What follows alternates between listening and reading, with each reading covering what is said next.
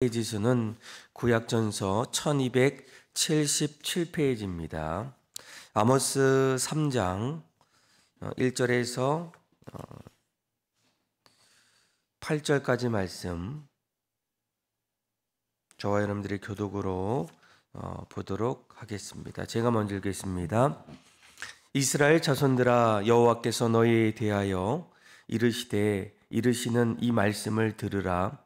애굽 땅에서 인도하여 올리신 모든 족속에 대하여 이르시기를,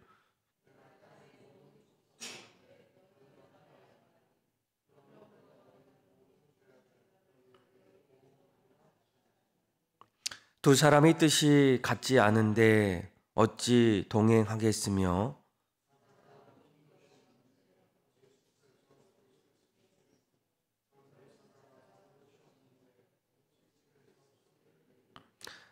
덫을 땅에 놓지 않았는데 새가 어찌 거기 치이겠으며, 잡힌 것이 없는데 덫이 어찌 땅에서 튀겠느냐.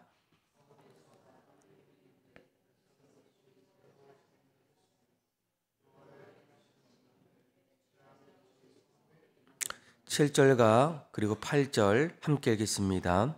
주 여호와께서는 자기의 비밀을 그종 선지자들에게 보이지 아니하시고는 결코 행하심이 없으시리라.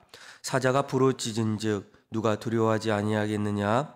주 여호와께서 말씀하신즉 누가 예언하지 아니하겠느냐. 아멘. 하나님께서 이 세상을 만드신 모습은 창세기 말씀을 보게 되면 무엇보다도 보시기에 심히 좋았더라라는 거예요. 하늘을 만드시고 또 자연의 모든 만물을 만드시고 그리고 마지막에 인간을 만드시면서 하나님께서 하셨던 말씀은 너무나도 보기에 좋았다라는 겁니다.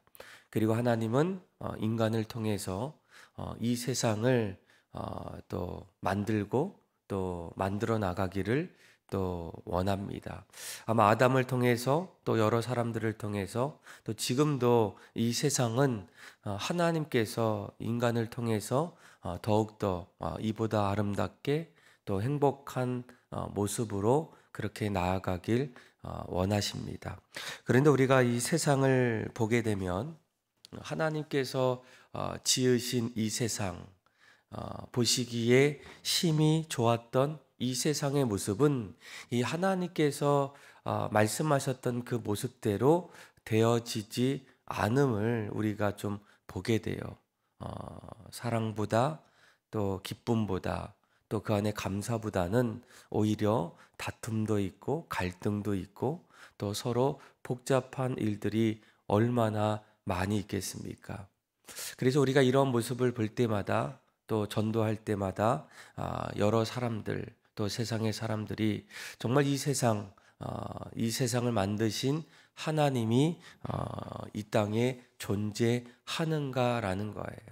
아마 심지어 믿는 사람들까지도 이러한 신앙적 의심의 질문들이 얼마나 많이 있겠습니까?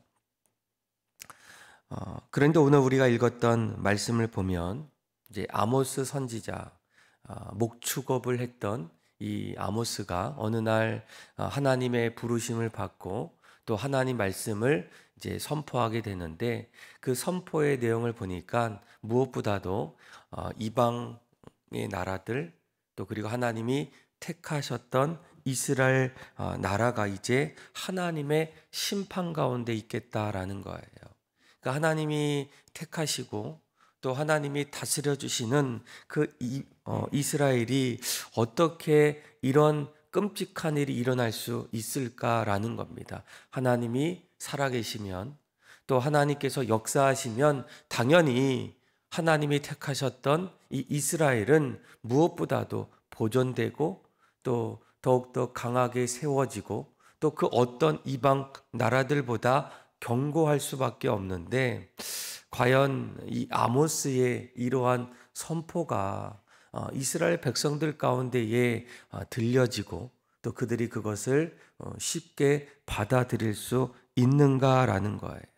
아마 우리가 어제 말씀 또 그제 말씀 보면 이 아모스 선지자가 이스라엘 백성들을 향해서 뭐라고 얘기합니까? 하나님께서 이방 민족뿐만 아니라 하나님이 택하셨던 이 이스라엘, 오늘 본문을 보면 뭐라고까지 얘기합니까? 2절 말씀에 이렇게 얘기하죠. 내가 땅의 모든 족속 가운데에 누구만을 알고 있습니까?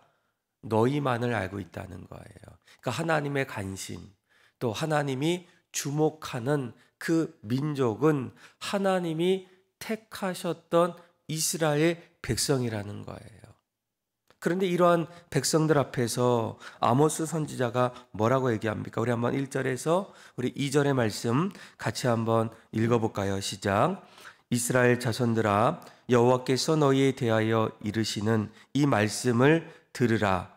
애굽 땅에서 인도하여 올리신 모든 족속에 대하여 이르시기를 내가 땅의 모든 족속 가운데에 너희만을 알았나니 그러므로 내가 너희 모든 죄악을 너희에게 보응하리라 하셨나니. 아멘. 그러니까 하나님께서 택하셨던 애굽 땅에서 종의 노예로 살고 있던 이스라엘 백성들을 이제 인도하셔서 모든 족속 가운데에 너희만을 알고 있는, 그러니까 하나님이 지키시고 또 다스리시고 함께하는 그 가운데에 하나님께서 어떻게 하신다고요? 너희 모든 죄악을 너희에게 갚으신다라는 거예요. 그러니까 하나님의 심판이 너희들에게 임할 것이다라는 겁니다. 가장 큰 이유가 무엇이겠습니까? 어제 말씀을 보게 되면 조금 더 구체적으로 말씀해 주고 있죠. 그들이 어떻습니까? 하나님께서 그들을 애굽 땅에서 또 광야에서 이끌어 주셨는데 그들이 어느 날부터 하나님을 점점 거절하기 시작해요. 그러니까 어제 2장 12절이죠. 12절 보면 2장이 가장 중요한 이 말씀인데 뭐라고 합니까? 그러나 너희가 어떻게 합니까? 나실 사람으로 포도주를 마시게 하며 또 선지자에게 명령하여 예언하지 말라 하였느니라 라는 거예요. 하나님께서 택하셨던 나실인 포도주를 절대로 마시지 말아야 될 그 사람들에게 뭐라고 합니까? 더 이제는 포도주를 마시라는 거예요. 그리고 하나님의 말씀을 더 이상 우리는 듣지 않겠다라는 겁니다.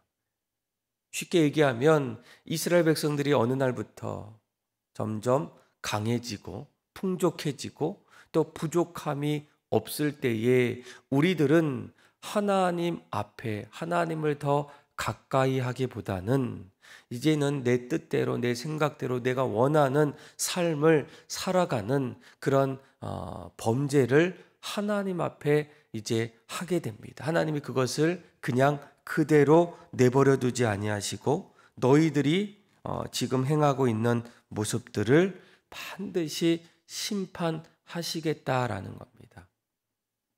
아마 어떤 사람들은 그 말씀에 이제 돌이키고 인정하고 또 그렇게 나아가는 사람도 있지만 영적 교만이 점점 생기게 되면 또 어제 말씀을 가지고 이야기할 때 그들이 더 이상 나실인 하나님 앞에 구별되어서 거룩한 삶을 살기를 원하는 그 나실인에게 이제는 더 이상 포도주를 마셔도 됩니다라고 이렇게 이야기하고 또 더 나아가서는 하나님 말씀을 이제는 전하지 마십시오라고 이렇게 한다는 것은 그들의 어떤 영적 교만이 점점 하늘을 찌르고 있는 그런 모습과도 같다라는 거예요.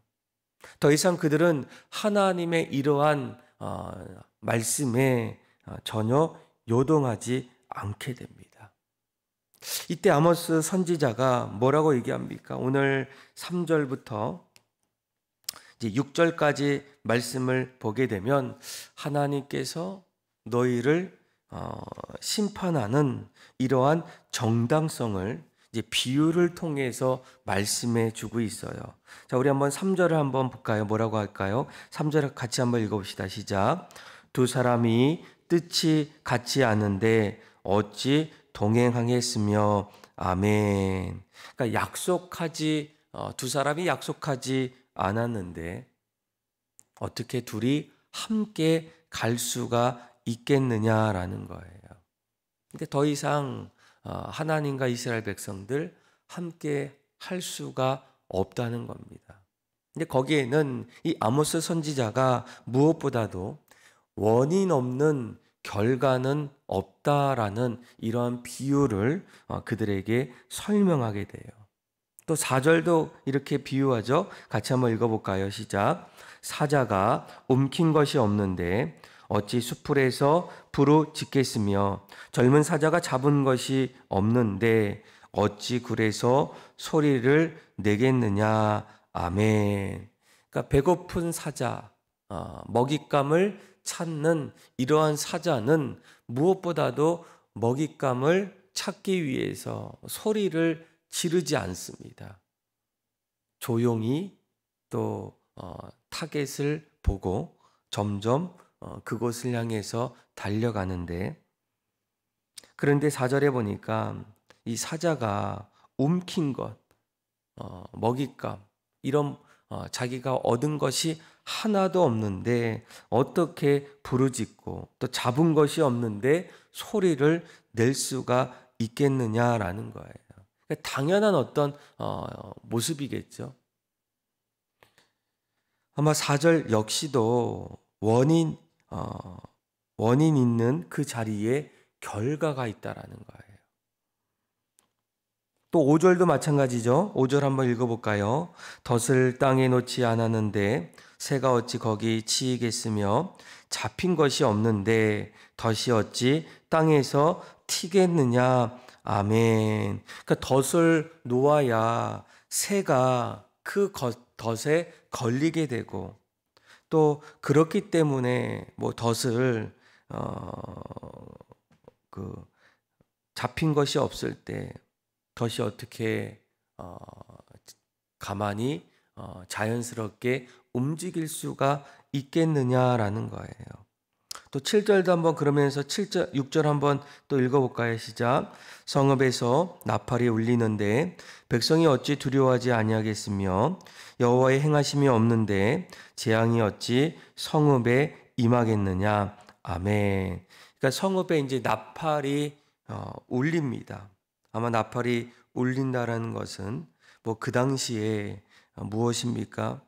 전쟁이 일어나거나 가장 급박한 상황이 있을 때 이 나팔을 불게 됩니다. 당연히 그 소리를 들을 때 사람들은 아직 무언가 보지 않았지만 큰 어떤 위기가 찾아왔구나라는 것을 깨달으면서 당연히 두려워할 수밖에 없다라는 거예요. 그래서 성읍에서 나팔이 울리는데 어떻게 백성들이 두려워하지 않을 수가 있겠느냐? 당연히 두려워할 수밖에 없다라는 거예요. 그러면서 그가 이렇게 얘기합니다. 여호와의 행하심이 없는데 재앙이 어찌 성읍에 임하겠느냐라는 거예요.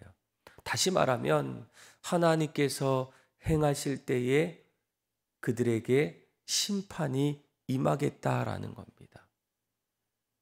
그러니까 이스라엘 백성들 그동안 하나님 앞에서 끊임없는 죄를 범했고 그들의 죄를 하나님이 보셨을 때 앞으로 이스라엘 땅에 끔찍한 일들이 일어납니다. 그때 우리가 한 가지 깨달아야 될 것은 무엇입니까? 오늘 본문의 이러한 비유를 통해서 6절에 이렇게 말씀하죠. 여호와의 행하심이 없는데 어떻게 재앙이 성읍에 일어날 수가 있겠느냐. 반대로 말하면 지금 이스라엘 백성들 땅에 심판이 임하고 있다는 것은 분명히 하나님께서 지금 무엇 때문에 그들에게 심판을 주고 있다라는 거예요. 그것을 이스라엘 백성들이 깨닫기를 간절히 이렇게 선포하게 됩니다. 더 나아가서는 7절 또 8절 마찬가지 아니겠습니까? 같이 한번 7절 8절 같이 한번 읽어봅시다. 시작. 주 여호와께서는 자기의 비밀을 그 종 선지자들에게 보이지 아니하시고는 결코 행하심이 없으시리라. 사자가 부르시는즉 누가 두려워하지 아니하겠느냐. 주 여호와께서 말씀하신즉 누가 예언하지 아니하겠느냐. 아멘. 그러니까 하나님께서 선지자를 보내지 아니하시면 어찌 이러한 끔찍한 일들이 일어나겠느냐.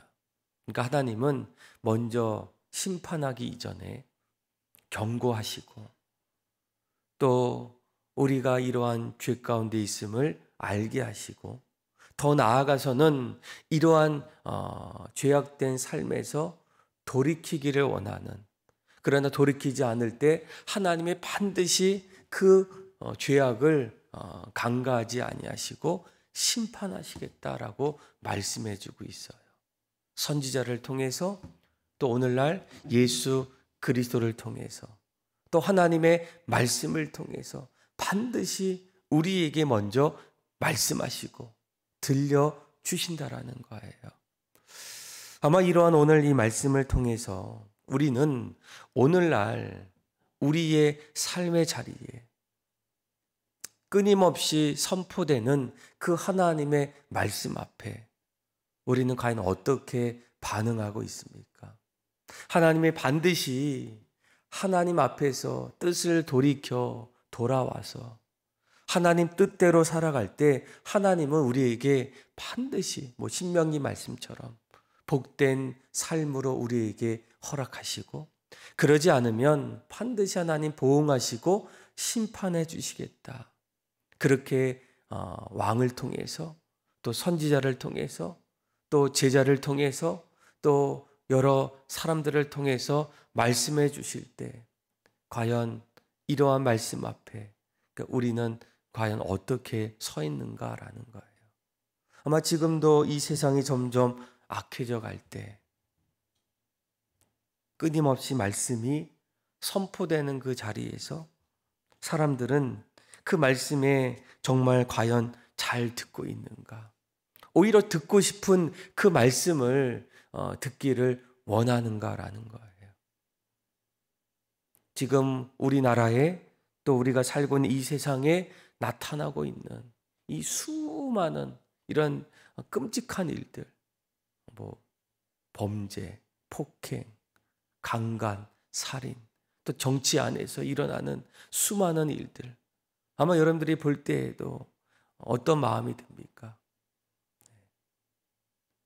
이건 아니다라는 어떤 생각들이 자꾸 밀려올 때가 많아요.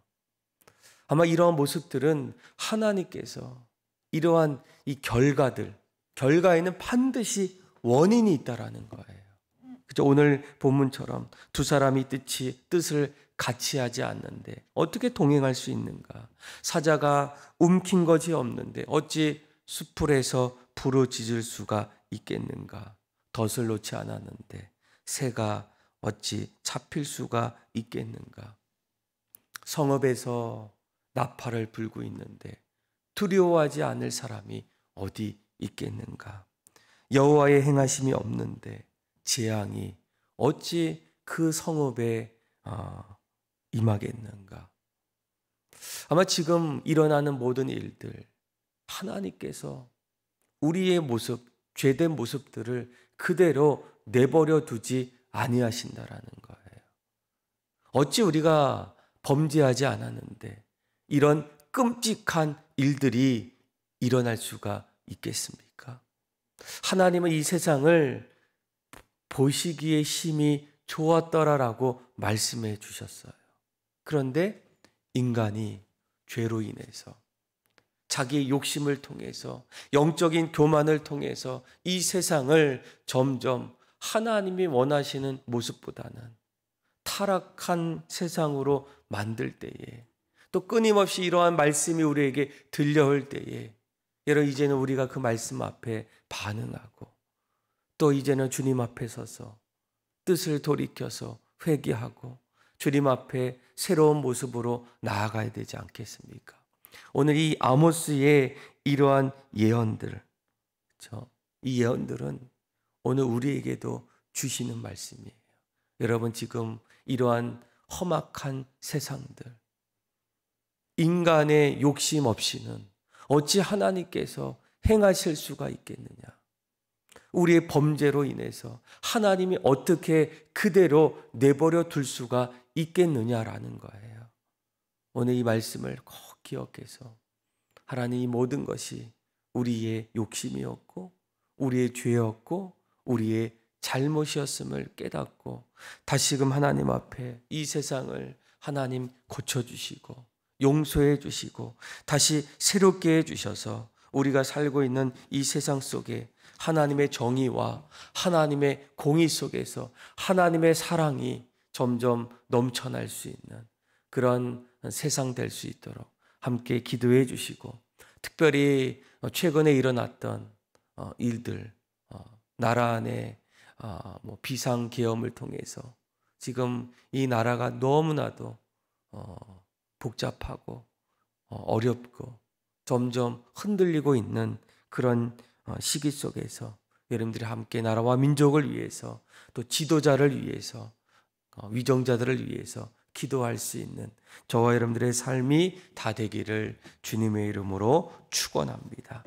기도하겠습니다. 하나님 아버지, 오늘 우리에게 주신 이 말씀들, 사자가 움킨 것이 없는데 어찌 수풀에서 부르짖을 수가 있으며 덫을 땅에 놓지 않았는데 새가 어찌 거기 칠 수가 있으며 두 사람이 뜻을 같이 하고 있지 않는데 어찌 동행할 수가 있겠습니까? 여호와의 행하심이 없는데 재앙이 어찌 성읍에 임할 수가 있겠습니까? 이러한 이 세상에 일어나는 수많은 불의와 죄악과 심판이 결국 우리의 죄로 인한 결과임을 깨닫게 하여 주셔서 이제는 다시금 주님 앞에 우리의 죄를 고백하게 하여 주시고 다시금 이 나라와 민족을 새롭게 해 주실 분은 오직 하나님임을 깨닫고 하나님 앞에 나와 기도하며 이 나라와 민족을 위하여 부르짖을 때 하나님, 이 나라를 고쳐주시고 새롭게 하여 주시고 하나님께서 다시금 보시기에 심히 좋았더라는 그 모습대로 그렇게 세워질 수 있도록 은혜 베풀어 주옵소서. 그렇게 역사하시고 하나님을 찬양하며 사랑이 많으신 예수님의 이름으로 기도합니다. 아멘.